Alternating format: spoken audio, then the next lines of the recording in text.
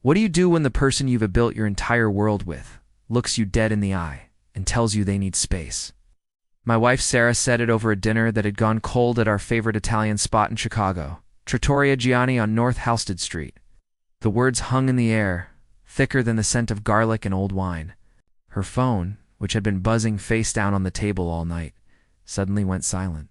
Though she claimed it was just work, her new marketing job demanding more of her time.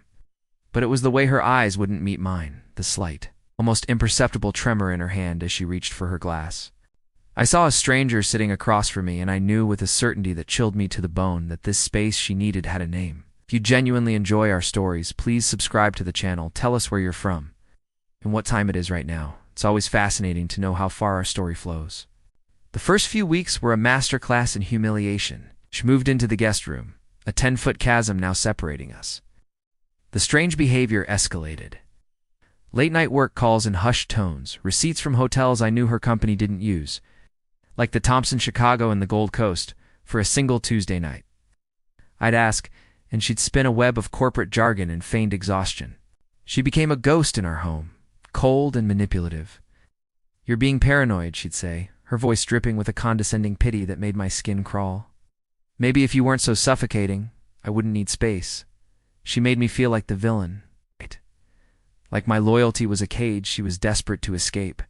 I saw them together once, by accident. I was driving home down Lakeshore Drive, and there they were, walking out of the Drake Hotel, laughing. He was tall, smug, with the kind of expensive suit that screams old money. He put his hand on the small of her back, a gesture so casually intimate it felt like a punch to the gut. They looked untouchable, wrapped in their own world of deceit, with the glittering Chicago skyline as their backdrop. That was the night I broke. I pulled over, the city lights blurring through my tears, the weight of her betrayal crushing me. The loyal husband was gone, and in his place, something cold and strategic began to form. My breakdown was silent, internal. Then it turned to ice. I started gathering proof. I wasn't a spy, but I became one. I hired a private investigator, a grizzled ex-cop who knew the city's secrets. He delivered a manila envelope filled with everything. Photos of them at a quiet table at the gauge, their hands intertwined.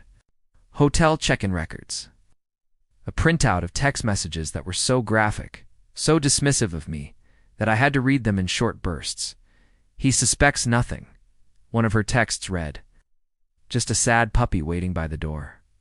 The pie also uncovered that her affair partner, a man named Julian Croft, was a senior partner at her firm and married. The trap was set. I contacted Julian's wife, a quiet woman who deserved to know the truth.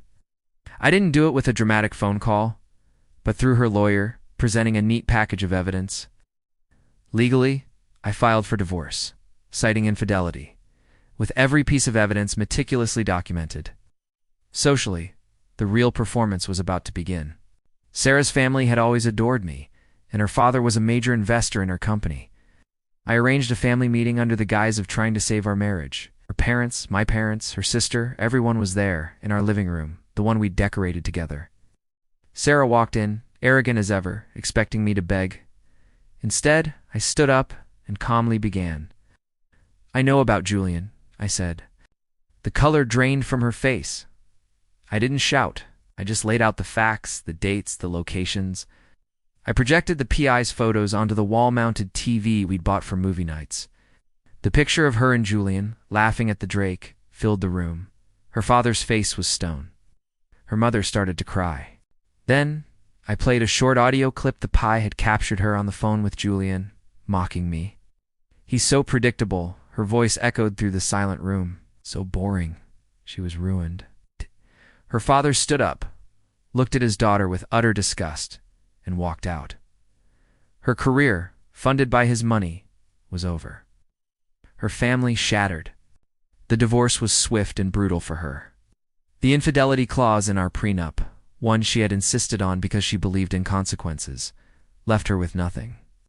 Julian's wife filed for divorce the same day, and the scandal cost him his partnership. They were both disgraced, their perfect lives dismantled by the truth. I sold the house, the one filled with ghosts and lies. I moved to a small apartment in Lincoln Park, overlooking the water. Sometimes I see her. She works at a small boutique now, her designer clothes replaced with a simple uniform. The arrogance is gone, replaced by a hollowed-out emptiness. She never looks my way. I never set out to destroy her, only to reclaim the part of me she tried to kill. Thanks for listening, and don't forget to follow for more stories.